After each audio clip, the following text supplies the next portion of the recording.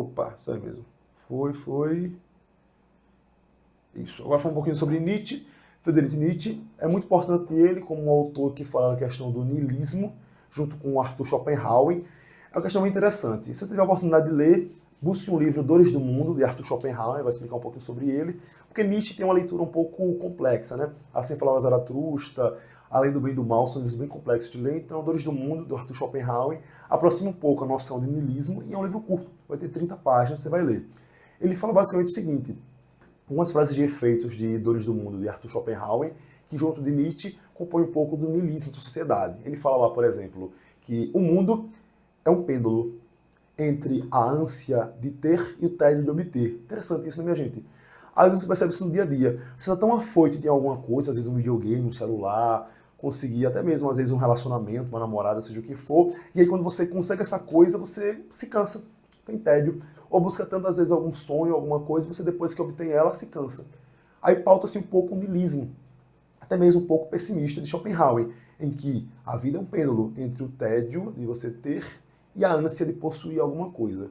E que o mundo, ele se divide, também ele fala isso, entre pessoas que estão ali para destruir o sentimento de outras e algumas que estão somente para sofrer na sociedade. Bem triste, né? Cuidado aí para não ler esse livro e se abater de alguma forma, tá certo? Mas o niilismo pauta-se nessa situação. Sobretudo, numa negatividade da existência de Deus. Isso é o contrário. No medievo, Deus era tudo. Para o niilismo, para Nietzsche, Deus é uma figura inexistente, muitas vezes que nós mesmos matamos ele. Afinal, ele tem uma frase muito de efeito no seu livro que fala que Deus está morto, nós o matamos. Vamos ver um pouquinho sobre ele aqui, tá certo?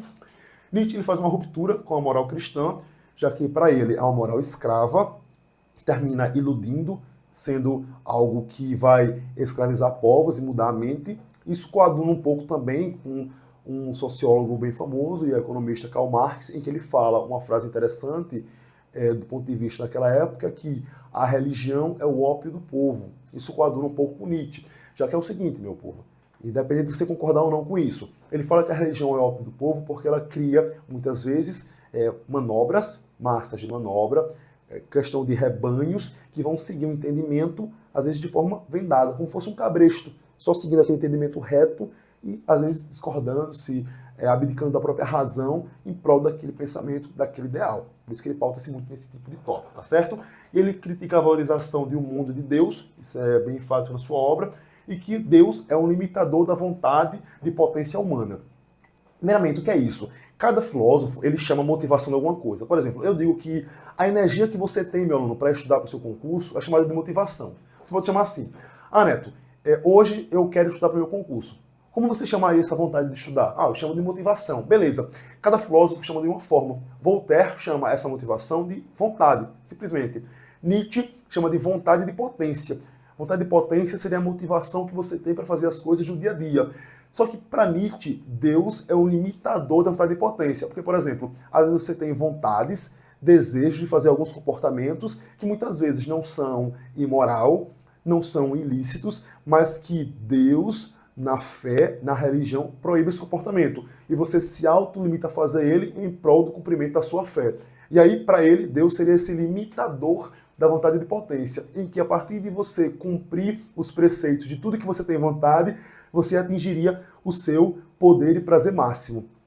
Ponto complexo, né? Você, muitas vezes, que é religioso, concorda que a fé deve ter restrições para o seu próprio bem, até mesmo pela conquista do céu, dos cumprimentos dos preceitos bíblicos e tudo mais, e é um ponto divergente em relação ao niilismo. Nietzsche era totalmente anti-religião, anti-a-fé em relação a isso, tá certo? E aqui também fala a questão da crítica à reificação do mundo em conceitos como bem e mal, porque o bem e mal, minha gente, é uma questão do dualismo cristão. Inclusive, Santo Agostinho falava muito disso. O mundo é dividido numa dualidade dicotômica entre o bem e o mal.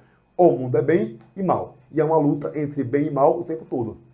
Isso era o que Santo Agostinho defendia no dualismo cristão. Para Nietzsche, não. O mundo não é branco e preto. Seria cinza. Há um meio termo ali entre o bem e o mal. Beleza? E Deus está morto. É uma consciência da verdadeira realidade absoluta da existência humana. E para ele, nós matamos Deus através da deturpação da sua fé, da nossa fé, da crença e tudo mais. Beleza? E aqui ele tem como verdadeiras virtudes o orgulho, a alegria, a saúde, o amor sexual, a inimizade também, a veneração, os bons hábitos, a vontade inabalável, a disciplina da intelectualidade superior e a vontade de poder. É interessante isso aqui, pessoal, porque, por exemplo, Nietzsche, ele faleceu internado, certo, numa clínica, decorrente de algumas suspeitas, indica-se que tenha sido neurosífilis, uma doença transmissível sexualmente. Presume-se muitas vezes que ele tinha uma vida sexual deliberada, sem parceiras fixas, entre relacionamentos muito conturbados. Ele defendia muitas vezes a liberdade sexual, já que para ele não tinha nenhum tipo de restrição na fé. É só um ponto interessante para se pensar, tá certo? Há suspeitas, mas indica-se que realmente ele faleceu devido à neurosífilis. Doença essa que, na sua fase inicial, é sexualmente transmissível. Você já pensa aí, opa, liberdade sexual total, sem restrição pela fé, já que, teoricamente, não há nenhum problema fazer sexo com todo mundo, ter relações sexuais com todo mundo. Por quê, meu aluno? Afinal, não é imoral, beleza? Discute-se em algumas regiões, em alguns entendimentos, beleza? Mas não é imoral e não é ilícito. Qual o único óbice seria disso? Ou seja, o único impedimento? A fé, a religião, que impede ter múltiplos parceiros. Para Nietzsche não tinha esse óbice. E aí, você vê como ele faleceu, a suspeita-se, né? É um ponto a se pensar e a se verificar em relação a essa questão do seu pensamento. Aqui, continuando também, ele tem a questão da oposição ao imperativo categórico, de Kant, né? E também ele vê que o mundo ele é um acaso e caos, ou seja, o mundo ele basicamente ele é acaso, ou seja, basicamente, não sei o que vai acontecer, é aleatório, a aleatoriedade e causa bagunça. Ele separa o mundo assim, não em bem e mal. Bem e mal é uma noção realmente religiosa, essa dualidade. E aqui ele fala que o homem é incapaz de perceber a ordem, ou seja, a organização, nesse caos, pois é um indivíduo que está em meio ao todo. Isso até faz sentido, né? O indivíduo ele não consegue perceber a ordem no caos porque ele está no meio dele. Como você vai perceber a modificação de uma sociedade, analisá-la de forma friamente justa, se você está no meio dela? Não é possível isso. Até mesmo a sociologia e a filosofia afirma. Você não tem como julgar uma sociedade estando dentro dela, de forma direta. E aí ele faz também uma negação do sentimento de culpa. Isso, meu caro, é uma clara contrapartida à religião. Você tem como principal fator dentro da religião a culpa como fator por descumprimento de algum preceito religioso. Ele não. A culpa é um sentimento que não deve ser cultivado de forma alguma. E aí você termina sendo livre para realizar o que bem entender nesse caso, tá certo? E o cristianismo, ele promete tudo, fala dele, mas não cumpre nada. E aqui ele fala também, para ler o Novo Testamento é conveniente calçar luvas diante de tanta sujeira, tal atitude é necessária, mas algumas fases de efeito dele em relação à religiosidade. Também o cristianismo foi, até o momento, a maior desgraça da humanidade, por ter desprezado o corpo. Novamente, a favor da libertinagem. Próxima. A fé é querer ignorar tudo aquilo que é verdade. Mais uma. E a moralidade é o instinto do rebanho no indivíduo. Aqui ele fala essa situação do rebanho, questão de acompanhamento total daquela quantidade de pessoas. E Deus está morto, mas o seu cadáver permanece insepulto. Certo, meu aluno? Mais uma frase de efeito característica de Nietzsche em relação ao niilismo. Agora, falando um pouquinho sobre Sartre, filósofo mais contemporâneo, mais recente, Jean-Paul Sartre, ele é um radical humanista, defensor topado do existencialismo, certo? E aqui ele fala que o homem é o único ser consciente da sua existência em relação aos outros seres da natureza. Isso é um ponto importante e que é distante em relação a outros filósofos, tá? Aqui ele fala que coisas físicas são em si. Ou seja, minha gente, um celular, ele é um celular, ele é um ser em si, é uma coisa em si. Isso é muito importante. Aquele negócio mais ou menos, né?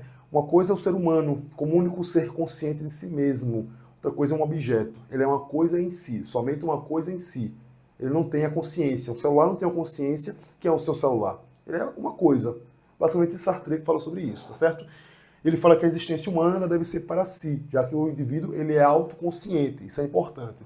E aqui, existir precede saber que eu existo. Ou seja, para eu falar que eu existo, eu, Neto, eu existo.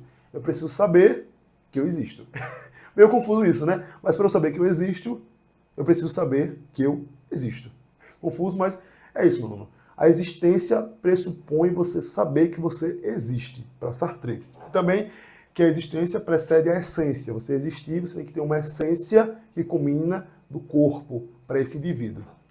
E o homem precisa conscientemente criar sua existência. Isso é mais um fator social, de participação social, de forma ativa numa sociedade. Para você ser um homem ativo socialmente, você precisa existir diante desse corpo social. E o preceito de liberdade, que o homem ele é condenado a improvisar. Isso defende mais uma parte do acaso, da aleatoriedade, que somos vítimas de nossas escolhas. E é um fator que, percebendo alguns elementos centrais da vida, em alguma parte faz sentido, em que nossas escolhas trazem consequências e somos vítimas delas. E aqui ele fala da questão da falta do absoluto. A consciência traz a percepção de que não há um sentido da vida. E muitas vezes cria essa noção do existencialismo, a falta de um sentido da vida, claro, para os indivíduos, que gera muitos problemas, sobretudo emocionais e psicológicos na nossa sociedade. E que a origem do medo é que o homem ele se sente um estranho no mundo. Temos medo do futuro, do incerto, porque nós nos sentimos estranhos nesse mundo, como não fôssemos pertencentes a ele ou como não estivéssemos adaptados completamente a esse mundo aqui, tá certo? E o medo é refletido, a angústia ela é refletida e a existência no mundo ela é nauseante, certo? E o homem não se criou e é livre. É interessante isso, né? Dizer que a existência é nauseante. Esse ponto do existencialismo é um pouco negativo, até mesmo um pouco pessimista para o homem, beleza? Vamos seguir aqui, falando um pouquinho mais também sobre Sartre, que toda ação do homem tem como origem a liberdade de escolha humana. Então o homem é livre, só que essa escolha livre, ela traz consequências. Essa liberdade, ela também tem os limites morais acerca dela, já que é uma ação intrínseca de certo e errado. Aqui não é possível comparar algo externo ao próprio homem para suas ações. É muito comum existir isso, né? O indivíduo, por si só, comete-se alguma falha ou acontece algum infortúnio com a sua vida, ele deseja culpar um fator terceiro por isso. Para Sartre, não é possível esse fator, certo? Se há algo de errado na sua vida, o infortúnio é por suas próprias causas e razões. Os fatores externos não influem diretamente nesse sentido. E a questão do niilismo. Sartre nega esse niilismo, que a vida tem um sentido, que deve ser criado pelo homem e não imposto por algum imperativo externo ao homem. Então ele é contra o niilismo de Nietzsche. A vida tem sentido, mas precisa ser criado por cada homem, beleza? E somos nós que criamos aquilo que somos. Como a percepção da realidade é um exemplo clássico disso. Jacques Sartre, ele contrapõe o niilismo de Friedrich Nietzsche. Por último, Simone, grande filósofa, mais contemporânea, grande eminente da questão do feminismo no mundo moderno. Ela fala da questão do existencialismo a partir da sexualidade. Ela defende uma sexualidade exacerbada e livre para todos. Que a existência ela vai transcender todas as diferenças e não há homem nem mulher enquanto gêneros diferentes. Ela é contra a noção de gênero separado, a questão do binário, né? Homem, mulher, ela difere um pouco em relação a essa teoria, certo? E que o homem ele é um agente e a mulher ela nasce como um objeto na sociedade atual. A questão da objetificação da mulher, o corpo dela, e o homem é um agente que utiliza o objeto, a mulher como objeto.